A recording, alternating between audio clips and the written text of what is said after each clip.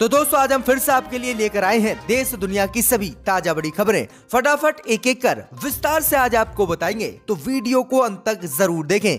दोस्तों वीडियो बनाने में हमें काफी मेहनत लगी है, तो वीडियो को लाइक जरूर कर दें। जी दोस्तों, पहली खबर में आपको बताएंगे जो बिग ब्रेकिंग न्यूज सामने निकल कर आई दोस्तों कि कृषि कानून को लेकर किसानों ने छुड़ा दिए मोदी अमित शाह के पसीने। आज दिल्ली में ट्रैक्टर मार्च निकालेंगे किसान, दिखाएंगे मोदी अमित शाह को अपनी ताकत, भाजपा की बढ़ गई मुश्किलें। तो वहीं आपको बताएंगे कि लव जिहाद कानून को लेकर योगी को सुप्रीम कोर्ट से लगा तगड़ा झटका। लव जिहाद कानून को लेकर सुप्रीम कोर्ट ने योगी को नोटिस किया जारी, 4 दिन के अंदर मांगा है जवाब, अब रद्द होगा लव जिहाद कानून। तो वहीं आपको बताएंगे दोस्तों कि कृषि कानून को लेकर पंजाब से लगा मोदी अमित शाह को तगड़ा झटका। पंजाब के मुख्यमंत्री कैप्टन अमरिंदर सिंह ने किया ऐलान, कृषि कानून को रद्द कराने के लिए जाएंगे सुप्रीम कोर्ट। तो वहीं आपको बताएंगे कि उत्तर प्रदेश के बदायूं में मंदिर में महिला के साथ 3 बाबाओं ने किया रेप के बाद कर दी महिला की हत्या। तो वहीं आपको बताएंगे कि कृषि कानून को लेकर सुप्रीम कोर्ट ने आज मोदी अमित शाह को लगाई है फटकार, कहा कि हमें किसानों की परेशानी का है एहसास, तत्काल मोदी अमित शाह कृषि कानून पर निकाले समाधान। तो वहीं आपको बताएंगे दोस्तों कि बिहार एनडीए में पड़ी फूट, मांझी ने किया ऐलान, एक और मंत्री पद और एक एमएलसी चाहिए, नीतीश कुमार पर बनाएंगे दबाव, नहीं तो छोड़ देंगे एनडीए। जी हां दोस्तों, बड़ी अपडेट आ रही कि एक और मंत्री पद और एमएलसी की मांग मांझी ने कर दिया। तो वहीं आपको बताएंगे टीआरपी घोटाले में अर्नब गोस्वामी के खिलाफ मिले सबूत, मुंबई पुलिस ने हाई कोर्ट को दी जानकारी, अब जेल जाएगा अर्नब गोस्वामी। तो वहीं आपको बताएंगे दोस्तों कि ईवीएम से चुनाव कराने पर रोक लगाने से सुप्रीम कोर्ट ने किया इनकार, कहा हम नहीं लगा सकते ईवीएम से चुनाव कराने पर रोक। तो दोस्तों सभी खबरों को आपको एक एक कर बताएंगे दोस्तों, वीडियो को लाइक कर दें। इसी बीच पर तो दोस्तों पहली खबर जो बिग ब्रेकिंग न्यूज सामने निकल कर आई दोस्तों कि कृषि कानून को लेकर किसानों ने मोदी अमित शाह को दिया तगड़ा झटका। आज दिल्ली में ट्रैक्टर मार्च निकालेंगे किसान, दिखाएंगे मोदी अमित शाह को अपनी ताकत। जी दोस्तों, आपको बता दें ये बड़ी खबर सामने निकल कर आई दोस्तों कि कोरोना काल में कड़ाके की ठंड के बीच दिल्ली की सीमाओं पर प्रदर्शन कर रहे किसानों ने कृषि कानून को रद्द करने की मांग की। किसान संगठनों ने आज दिल्ली में ट्रैक्टर रैली निकालने का ऐलान किया, जिससे मोदी अमित शाह के पसीने छूट गए। दरअसल आपको बता दें कि बहादुरगढ़ और टिकरी से सिंधु बॉर्डर के लिए हजारों किसान ट्रैक्टरों पर रवाना होंगे। इसमें पंजाब, हरियाणा, राजस्थान और उत्तर प्रदेश के किसान शामिल होंगे। किसान संगठनों ने चेतावनी दी मोदी अमित शाह को कि ये ट्रैक्टर रैली 26 जनवरी को निकलने वाली ट्रैक्टर रैली का ट्रेलर होगा और हम 9 बजे डासना से अलीगढ़ वाले रूट तक जाएंगे और दूसरा जत्था नोएडा से पलवल तक जाएगा। सरकार को हम संकेत दे रहे हैं कि हमारी बात सुने, नहीं तो हम पूरे देश में ट्रैक्टर रैली निकालेंगे और दिल्ली का घेराव करेंगे। तो आज हजारों ट्रैक्टरों की संख्या में दिल्ली में किसान ट्रैक्टर मार्च निकालने वाले हैं, जिसको लेकर मोदी अमित शाह की मुश्किलें बढ़ गई हैं। इसी बीच पर तो दोस्तों अगली खबर की ओर, तो लव जिहाद कानून को लेकर योगी को सुप्रीम कोर्ट से झटका। कोर्ट ने लव जिहाद कानून को लेकर नोटिस किया जारी, 4 दिन के अंदर मांगा है जवाब। जी दोस्तों, आपको बता दें ये बड़ी खबर सामने निकल कर आई दोस्तों कि हाल ही में उत्तर प्रदेश की योगी और उत्तराखंड की रावत सरकार ने लव जिहाद कानून को लागू किया, जिसके बाद इन कानून के खिलाफ सुप्रीम कोर्ट में याचिका डाली गई और इन पर रोक लगाने की मांग की गई। वहीं आपको बता दें कि सुप्रीम कोर्ट ने उत्तराखंड और उत्तर प्रदेश में बने लव जिहाद कानून पर रोक लगाने से इनकार कर दिया है। हालांकि याचिका को लेकर सुप्रीम कोर्ट ने उत्तर प्रदेश की योगी सरकार और उत्तराखंड सरकार को नोटिस जारी किया है और 4 दिनों के अंदर जवाब मांगा है। दरअसल आपको बता दें कि सुप्रीम कोर्ट ने इन कानूनों की संवैधानिक वैधता को परखेगा, इसी वजह से राज्य को नोटिस जारी कर उनका पक्ष मांगा है। इससे पहले सॉलिसिटर जनरल ने सुप्रीम कोर्ट में बताया कि इस मामले में हाई कोर्ट में सुनवाई चल रही है। दरअसल आपको बता दें कि याचिकाकर्ताओं ने लव जिहाद कानून के खिलाफ याचिका दायर कर इस पर उत्तर प्रदेश में रोक लगाने की मांग की थी। सुप्रीम कोर्ट ने याचिकाकर्ता से पूछा कि आप हाई कोर्ट क्यों नहीं गए, तो इस पर याचिकाकर्ता ने जवाब दिया है कि कानून को चुनौती देने वाली याचिका इलाहाबाद हाई कोर्ट और उत्तराखंड हाई कोर्ट में लंबित है। तो ये बड़ी अपडेट आ रही कि अब सुप्रीम कोर्ट ने तो रोक लगाने से इनकार कर दिया है, लेकिन सुप्रीम कोर्ट इसको रद्द भी कर सकता है। इसी बीच बता दोस्तों अगली खबर की ओर, तो कृषि कानून को लेकर मोदी अमित शाह को पंजाब से लगा तगड़ा झटका। पंजाब के मुख्यमंत्री ने किया ऐलान, कृषि कानून को रद्द कराने के लिए जाएंगे सुप्रीम कोर्ट। मोदी अमित शाह की बढ़ गई है मुश्किलें। जी हां दोस्तों, आपको बता दें कि पंजाब के मुख्यमंत्री कैप्टन अमरिंदर सिंह ने एक बार फिर से कृषि कानून को लेकर केंद्र की मोदी सरकार पर निशाना साधा है। अमरिंदर सिंह ने कानूनों को किसान विरोधी बताते हुए कहा कि हम इनको रद्द कराने के लिए सुप्रीम कोर्ट जाएंगे। अमरिंदर सिंह ने कहा कि प्रधानमंत्री मोदी को खुद किसानों के आंदोलन को देखना चाहिए। अगर किसान चाहते हैं कि कृषि कानून रद्द हो तो रद्द किया जाए, अगर नया कानून लाना है तो किसानों के साथ बैठक बनाई जाए, और सब कह रहे हैं कि इन कानूनों को रद्द किया जाए तो इन्हें रद्द ही किया जाना चाहिए। वहीं आगे उन्होंने कहा कि अगर मोदी सरकार इन कानून को रद्द नहीं करती है तो वह कृषि कानून के विरोध में सुप्रीम कोर्ट जाएंगे और सुप्रीम कोर्ट से कृषि कानून को रद्द कराएंगे। तो ये बड़ा ऐलान पंजाब के मुख्यमंत्री ने कर दिया है, जिसके बाद भाजपा में खलबली मच गई है। इसी बीच बता दोस्तों अगली खबर की ओर, तो उत्तर प्रदेश के बदायूं में मंदिर में पूजा करने गई महिला के साथ 3 बाबाओं ने किया रेप और फिर हत्या। जहां दोस्तों आपको बता दें ये बड़ी खबर सामने निकल कर आई दोस्तों कि उत्तर प्रदेश के बदायूं के उगैती क्षेत्र में एक महिला के साथ सामूहिक बलात्कार हुआ है, जिसके बाद उसकी हत्या कर दी गई है। दरअसल आपको बता दें कि बुधवार को उत्तर प्रदेश पुलिस ने बताया है कि 3 जनवरी की शाम महिला मंदिर में पूजा अर्चना करने गई थी, जहां उसके साथ मंदिर के 3 बाबाओं ने मिलकर बलात्कार किया और उसके बाद उसकी हत्या कर दी। पुलिस के अनुसार महिला के सीने और पांव में भारी वस्तुओं से प्रहार किए गए, जबकि उसके गुप्तांग में चोट पहुंचाई गई।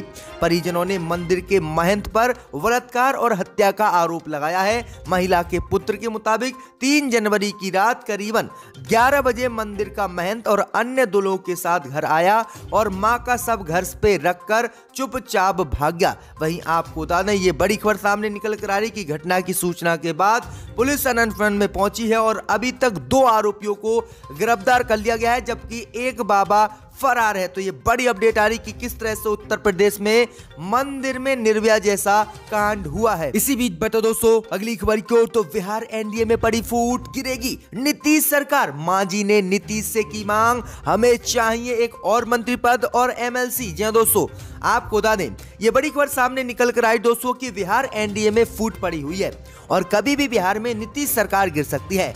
इसके संकेत जीतन राम मांझी ने आज दे दिए हैं। दरअसल आपको बता दें कि जीतन राम मांझी ने हम कार्यकारिणी की बैठक के बाद कहा है कि उनकी पार्टी को एक और मंत्री का पद चाहिए और इसके अलावा उनको एक एमएलसी भी चाहिए। मांझी ने साफ कर दिया है कि दोनों को पाने के लिए वह नीतीश कुमार पर दबाव भी बनाएंगे। फिलहाल मांझी का बेटा संतोष कुमार सुन मंत्री है। वहीं आपको बता दें कि आगे जीतन राम मांझी ने कहा कि जिस पार्टी की नीति ठीक होती है उस पार्टी को जनता का सहयोग मिलता है। हमारे समाज के लोग विधायक मंत्री बन जाते हैं और समाज की जरूरत भूल जाते हैं। हमारी पार्टी का एजेंडा है कि निजी क्षेत्र में आरक्षण मिलना चाहिए, हमें न्यायपालिका में भी आरक्षण चाहिए। जिसके बाद बिहार में सीधे संकेत आ रहे हैं कि कभी भी जीतन राम मांझी एनडीए का साथ छोड़ सकते हैं और तेजस्वी यादव के साथ जा सकते हैं। तो ये बड़ा मांग कर दी है नीतीश कुमार से मांझी ने कि हमें भाई एक मंत्री पद और एक एमएलसी चाहिए ही चाहिए, चाहे नीतीश कुमार कहीं से लेकर आए। तो ये बड़ी मुश्किलें बढ़ गई हैं नीतीश कुमार की, बिहार में सरकार कभी भी गिर सकती है। इसी बीच बता दोस्तों अगली खबर की ओर, तो कृषि कानून को रद्द करने को लेकर सुप्रीम कोर्ट ने मोदी अमित शाह को लगाई फटकार। कहा किसानों का तत्काल समाधान निकाले मोदी सरकार, हमें किसानों की परेशानी का है ऐसा। जी दोस्तों आपको बता दें ये बड़ी खबर सामने निकल कर आई दोस्तों कि केंद्र के 3 नए कृषि कानूनों को रद्द करने की मांग करने वाली याचिकाओं पर बुधवार को सुप्रीम कोर्ट में सुनवाई हुई। इस दौरान सुप्रीम कोर्ट ने मोदी अमित शाह को फटकार लगाते हुए किसानों के समाधान निकालने की बात कही है। सुप्रीम कोर्ट ने इस दौरान अहम टिप्पणी करते हुए कहा है कि किसानों की परेशानी का एहसास हमें भी है। कोर्ट ने मामले में अगली सुनवाई के लिए 11 जनवरी की तारीख दी है। इन कानूनों को लेकर दायर सभी याचिकाओं पर 11 जनवरी को कोर्ट सुनवाई करेगा। वहीं आपको बता दें कि चीफ जस्टिस एस.ए. बोबडे ने सुनवाई के दौरान कहा कि हम चाहते हैं कि किसान और सरकार के बीच बातचीत से हल निकले, लेकिन ऐसा लगता नहीं है। वैडको में कुछ भी हल नहीं निकल रहा है। इस पर केंद्र की ओर से पेश हुए अटॉर्नी जनरल के वेणुगोपाल ने कोर्ट को बताया कि सरकार लगातार आंदोलनकारी किसानों से बातचीत कर रही है और उम्मीद है कि जल्दी इस मामले का हल निकलेगा। वहीं आपको बता दें कि इस मामले को लेकर सुप्रीम कोर्ट ने फटकार लगाते हुए मोदी सरकार को कहा है कि मोदी सरकार तत्काल किसानों से बात करे और इसका समाधान निकाले, क्योंकि हमें भी किसानों की परेशानी का एहसास है। तो ये बड़ा झटका कोर्ट ने दिया है। इसी बीच बता दोस्तों अगली खबर की ओर, तो टीआरपी घोटाले में अर्नब गोस्वामी के खिलाफ मिले सबूत। मुंबई पुलिस ने हाई कोर्ट को दी जानकारी, अब जेल जाएगा अर्नब गोस्वामी। जी दोस्तों आपको बता दें कि टीआरपी घोटाले में रिपब्लिक टीवी के editor in chief Arnab Goswami की मुश्किलें बढ़ गई हैं। अर्नब गोस्वामी के खिलाफ इस मामले को लेकर सबूत पाए गए हैं। इस बात की जानकारी मुंबई पुलिस ने बुधवार को मुंबई हाई कोर्ट को दी है। मुंबई पुलिस ने आगे कहा है कि वह किसी भी तरह की कार्रवाई के लिए गोस्वामी को बचाने की इच्छा नहीं रखती है। हालांकि हाई कोर्ट ने कोई भी सुनवाई किए बिना मामले को स्थगित कर दिया है, जिसके बाद सुनवाई की अगली तारीख 15 जनवरी तय की गई है। चैनल पर पैसे देकर टीआरपी को बढ़ाने का आरोप है। इस मामले में अब तक कई गिरफ्तारी हो चुकी है। इससे पहले आज ही मुंबई की एक अदालत ने ब्रॉडकास्ट ऑडियंस रिसर्च काउंसिल वार के पूर्व सीईओ पार्थ दास गुप्ता की जमानत याचिका भी खारिज कर दी और कहा कि उन्होंने घोटाले में महत्वपूर्ण भूमिका निभाई थी। लेकिन अब इसके खिलाफ मुंबई पुलिस को अर्नब गोस्वामी के खिलाफ भी सबूत मिले हैं और अब अर्नब गोस्वामी का जेल जाना बिल्कुल तय है। तो बुरी तरह से टीआरपी स्कैम में अर्नब गोस्वामी फंस गया। इसी बीच बढ़ते दोस्तों अगली खबर की ओर, तो कांग्रेस ने सोनिया गांधी और मायावती के लिए भारत रत्न की मांग। जी दोस्तों आपको बता दें ये बड़ी खबर सामने निकल कर आई दोस्तों कि कांग्रेस की ओर से पार्टी अध्यक्ष सोनिया गांधी और बसपा सुप्रीमो मायावती को भारत रत्न से सम्मानित किए जाने की मांग की है। कांग्रेस महासचिव हरीश रावत ने बुधवार को कहा है कि भारतीय नारीत्व की गरिमा को नई ऊंचाई प्रदान करने के लिए पार्टी अध्यक्ष सोनिया गांधी तथा देश के शोषितों एवं पीड़ितों के भीतर विश्वास पैदा करने के लिए बसपा प्रमुख मायावती को भारत रत्न से सम्मान से नवाजा जाना चाहिए। रावत ने यह भी कहा है कि दोनों महिला नेताओं ने अति असामान्य परिस्थितियों में अपने व्यवहार को बनाए रखा तथा दोनों के लिए सर्वोच्च नागरिक सम्मान की मांग वह एक नेता के तौर पर नहीं बल्कि एक भारतीय नागरिक की हैसियत से कर रहे हैं। वहीं आपको बता दें कि उत्तराखंड के पूर्व मुख्यमंत्री ने इस संदर्भ में अपने एक ट्वीट के बारे में भी कहा है। उन्होंने कहा है कि सोनिया जी भले ही एक बड़े परिवार में बहू बनकर भारत आई, लेकिन उन्होंने जिस तरह से भारतीय संस्कृति को अपनाया और अति असामान्य परिस्थितियों में भी अपना व्यवहार बनाए रखा, वो आप सबको मिसाल है। इसलिए उनको भारत रत्न मिलना चाहिए, साथ में मायावती को भी। तो ये बड़ी मांग कांग्रेस पार्टी ने कर दी है। इसी बीच बढ़ते दोस्तों अगली खबर की ओर, तो ईवीएम पर सुप्रीम कोर्ट ने बैन लगाने से किया इनकार, कहा दोबारा ऐसे मामले को न लाए कोर्ट में। जी दोस्तों आपको बता दें कि सुप्रीम कोर्ट ने चुनाव में इलेक्ट्रॉनिक वोटिंग मशीन यानी ईवीएम के इस्तेमाल पर रोक लगाने वाली याचिकाओं पर सुनवाई करने से इनकार कर दिया है और इस पर रोक लगाने से साफ इनकार कर दिया है। दरअसल आपको बता दें कि याचिकाकर्ता ने अपनी याचिका के जरिए कोर्ट से भविष्य में सभी चुनाव मतपत्र के माध्यम से कराने की अपील की थी, लेकिन कोर्ट ने कहा है कि मसले को पहले भी सुनकर फैसला दिया जा चुका है। एडवोकेट सीआर जया सुकिन ने अपनी याचिका के जरिए ईवीएम को लेकर कहा था कि ईवीएम में बड़ी गड़बड़ी की शिकायतें आती रहती हैं, कोर्ट को इस पर रोक लगाने का आदेश देना चाहिए और ईवीएम की जगह मतपत्र से पूरे देश में चुनाव होने चाहिए। लेकिन कोर्ट ने ईवीएम पर रोक लगाने से साफ इनकार कर दिया है और कहा है कि दोबारा सुनवाई की ऐसे मामलों पर जरूरत नहीं है, इन मामलों पर पहले भी सुनवाई की जा चुकी है। तो ये बड़ी अपडेट आ रही कि ईवीएम से चुनाव कराने पर सुप्रीम कोर्ट ने रोक लगाने से साफ इनकार कर दिया है। इसी बीच बढ़ते दोस्तों अगली खबर की ओर, तो भारत पर हमला करने की तैयारी में चीन पाकिस्तान किया है। पाकिस्तान में जाकर चीन ने युद्ध अभ्यास। जी दोस्तों आपको बता दें ये बड़ी खबर सामने निकल कर आई दोस्तों कि लद्दाख में जारी तनाव के बीच चीन और पाकिस्तान भारत के खिलाफ नई साजिशों को अंजाम देने की तैयारी में जुट गए हैं और कभी भी भारत पर पाकिस्तान चीन मिलकर हमला भी कर सकते हैं। दरअसल आपको बता दें कि हाल ही में पाकिस्तान में हुए संयुक्त युद्ध अभ्यास के दौरान चीन और पाक एयरफोर्स ने एक साथ मिलकर भारत के सुकोई 30 MKI और राफेल लड़ाकू विमानों को मार गिराने का अभ्यास किया है।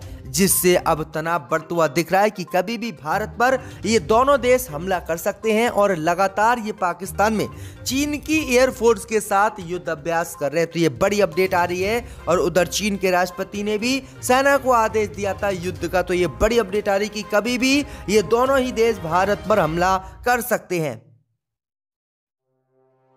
रखने का